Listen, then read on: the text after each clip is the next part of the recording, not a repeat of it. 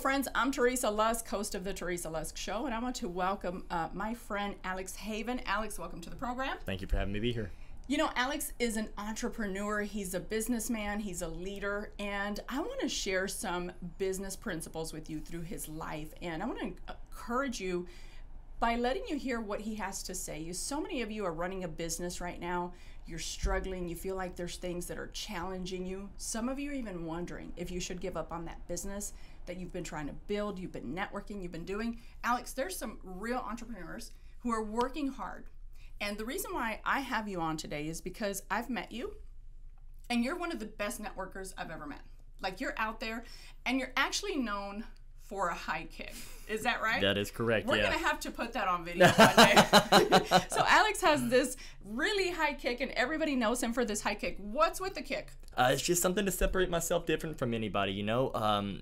When you go to networking groups, there's so many of the same industry, and everybody tries to find what's different. And 6 to 8 months ago, randomly, I was like, I'll just kick my leg high. And then all of a sudden, it became a crowd favorite. I don't know. That's too funny. You know, and some of you are probably watching going, is he talking about an actual leg kick? Are we talking about an actual leg kick? Oh yeah, like stand up and touch my head above my foot above my head. That's what we do. But it's entertaining and everybody loves it and they remember him for that. Nobody's going to forget that. Yep. You know, Alex, you have a pretty interesting story. You were sharing that you and your wife met while you were both bartending. Yep. Is that correct? Yeah, we both met in the restaurant industry. Okay, so where you are today is not where you've always been. Correct, yeah. Okay, so were there some challenges that you went through that then led you to the place where you're at? Because now you're working for a roofing and construction company called Trinity. Yeah, that's correct, yeah. And you're doing great, but it's not always been that way. Correct, yeah. Can you share just a little bit about what happened?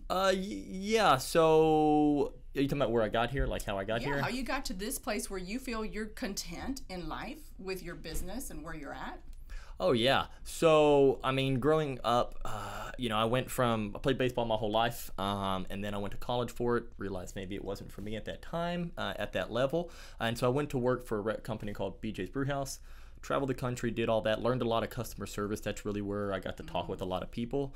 And then after that, couldn't travel as much, so I started working in the bartending industry.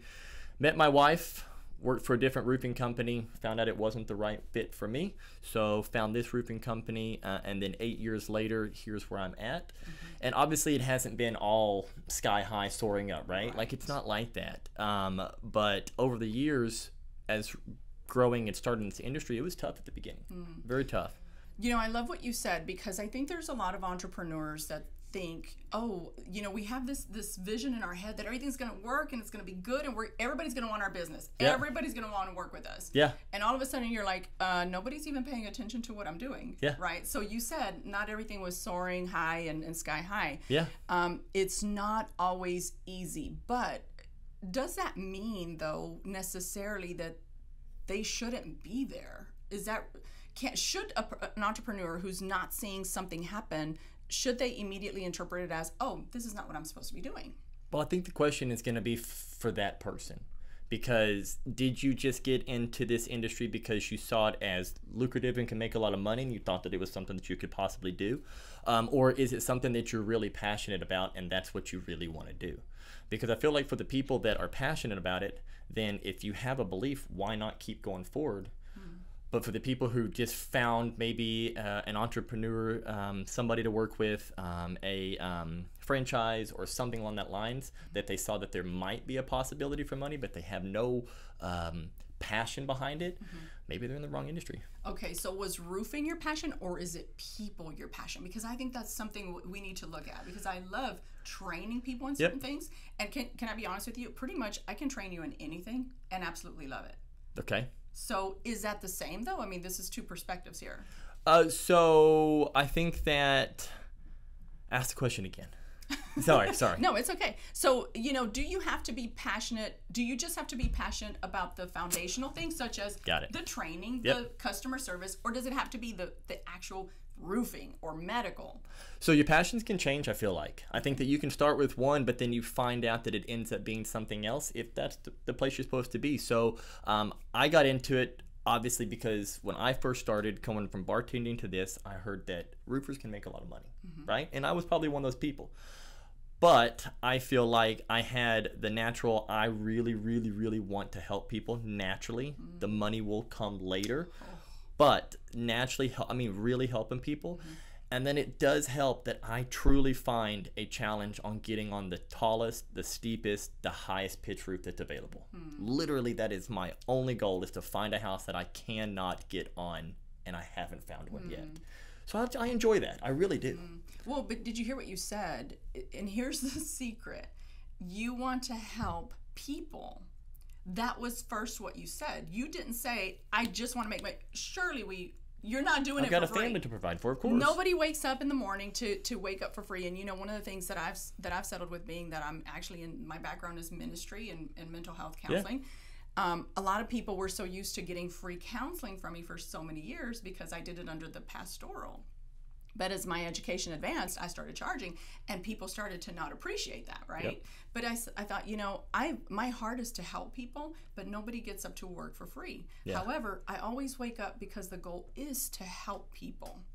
And I think if we don't have that at the center of it, Alex, the business will suffer, because have you noticed that you can actually tell when somebody's in it just for money? Yeah. Oh yeah, you can see it. You can see it in their body language, their eyes, the way they speak about it. It's not the same between somebody who truly has the passion and it's like, this is I'm all or in or nothing, right? Like, I am literally all in, or else it's nothing. Right. So I think that there's a big difference. But I think that a lot of people also sometimes get fogged up, their eyes covered with the fact that sometimes it does get hard, and then they start to think, well, maybe I don't want to do this. But that's a choice that they may have to make. But I feel like, are you really doing everything you can? Just because one networking group didn't work, one referral partner didn't work, one big client failed away, doesn't mean that there's not more. That's good. There's more. That's good. There's so much more. You said earlier when we were talking before we got on camera, we were talking about how you went through about a 4-month period where there was nothing. Yep. And I'm very familiar with that. Yeah. So, but how did you keep from saying I'm out? Because that's real, especially with today's economy. People are freaking out. Well, obviously, then it did, just because, so there was, in the very beginning and through these years, there's been times based on how, the insurance and stuff, some months it doesn't get paid for 30, 40, 60 days. So it just depends on those. But those times, I wasn't done. I wasn't tapped out. I don't think that I was at that point. I just think that we were going through a rough time. And just because we were going through a rough time doesn't mean that I get to give up and quit, right? I am either going to continue doing that and find something else, which that's not what happened. What I ended up doing in those months is I either did small jobs, I helped it around the neighborhood, we watched our money, whatever it is. But I think that the main thing for me is that it didn't break me. I wasn't done. Just because life was tough, that was my fault for not having enough business at that time to fill those spots. Well, I like what you said, that you started looking at other things that you could do, maybe find some additional things, right? Helping around the neighborhood, etc. But also, you said, also looking at our money, which is also very important. But one other thing you said, and you say it's our fault. I see it as it's a responsibility, because you have this take that if something's not working, then there's still another option yet within that realm, right? Like, there's something you can do. Yeah. And sometimes we stop because, and I know this for myself, when that kind of oppressive thinking of limitation sets in, that's all you can see until somebody comes in and goes, come on, snap out of it. Yeah. There's another option here, right? So with people who are trying to grow their business, you are a people person. Like, from the time I met you, you're just like out there, and you're a likable person. People look at you, they know that you're in this for the right reasons. So what are your main focuses? Like, what keeps you going daily? My kids. Okay. My kids and my family. If I don't do this, they don't have everything that I think they deserve. But also, I'll take that back. So I've been doing this for 8 years. The last 2 years, something clicked to where I got it. I was able to control my schedule better. I was able to understand how to send referrals and also get them back. I was able to just, again, we all have that moment of, oh shoot, it worked, right?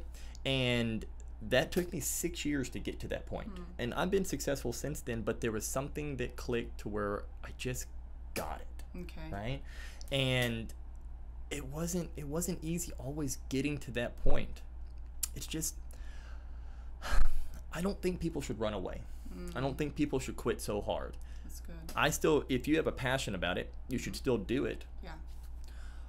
But if you have to find something to fill that void in between and still do it, you got to do it, right? Like you can't just quit. That's good.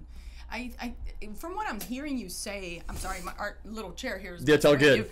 Well, from what I'm hearing you say, I feel like as I'm looking a little deeper into what you're saying, I just feel like, Alex, you're so wired for what you're supposed to be doing, and you found that outlet, and that's part of what keeps you going. Because when you really believe that you're supposed to be doing something, you still fight for it. Yeah. You continue to fight for it. Yeah.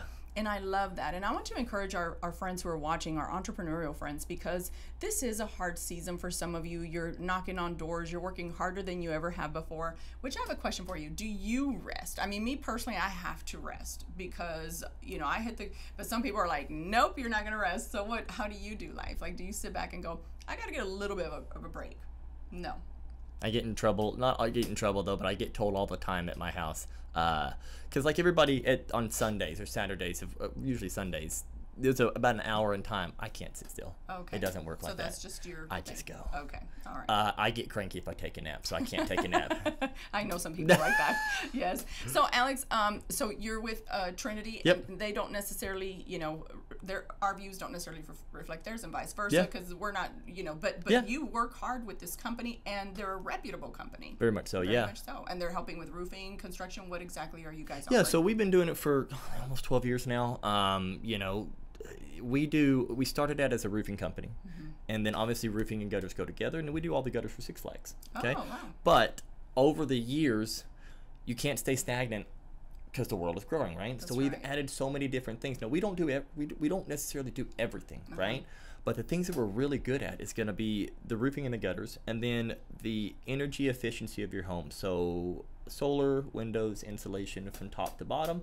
And then we do other things like painting and drywall and staining, and we can do concrete and do all this other stuff. But I think that we're a boutique of a construction company that is not fit for everybody. But we are a specific company that is somebody wants to have it done right and not have to worry about if there's an issue, what's going to happen, and just wants to have a great salesperson who really says what they're going to do, then hey, come try us out. Yeah, that's really good to hear. So you hear that, and I like that you said we're not for everybody, because even what I do, I mean, I could help a lot of people, but there's some things that I really try to focus on to help people. So I appreciate you saying that. And do you guys have a website? Yeah. Trinity Roofing Construction.com. Okay, good. And so, hey, if you need any kind of roofing, construction, shutters, painting, high quality boutique, that tells you a lot. The word boutique, it means they're going to do high quality and an excellent job. So Alex, you've been tremendous on this interview. Thank you for sharing your business insight. I believe that there's going to be people who are watching right now who are going to be encouraged because of your story. So if we have some entrepreneurial friends out there who are discouraged, just watch this, be encouraged, revisit your goals, revisit your daily activity, get out there and talk. One of the things about Alex I've learned pretty quickly is he's been doing this consistently for 8 years, the networking, the talking, and it has built his business up, his income up pretty successfully. So good job, and keep it going. Thank you. Thank you so much for joining today. Yeah. And we'll see you again soon. God bless.